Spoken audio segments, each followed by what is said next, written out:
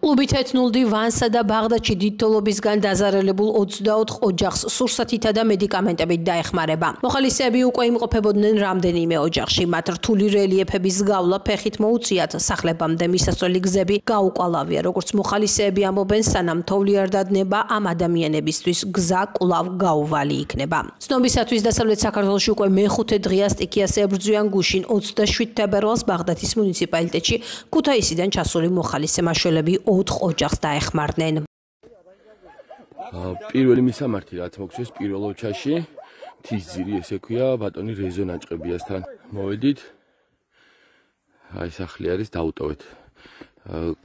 მედიკამენტები რაც გითხრა რომ ესაჭიროება და დაუტოვეთ ასევე პროდუქტი და დაუტოვეთ ტელეფონის ნომერი რომ დაარეკოს და მოგესალმებით. და შესაბამისად თუ ჩვენ არა სხვები ამოვლენ და სხვები ამოუტანენ უკვე ხვალან ზეგ დამატებით რაც დაჭირდებათ.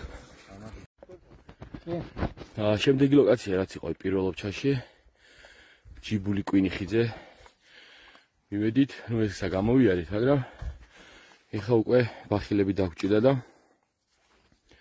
გაუკვალავი გზა არის მეუბნებით 200 მეტრი დაგვჭირდა, აი სულ იქიდან იწყება სადაც დათო დგას გაუკვალავი გზა. და ყურადღებოა რომ ჩვენ რაც გამოვიაროთ რამოდენიმე კილომეტრი, ახლა ეს გზა ისე არის გაუწმენდავი, ტექნიკას არა განავლელი და პლუს ხე არის მოტეხილი და ჩამოწოლილი.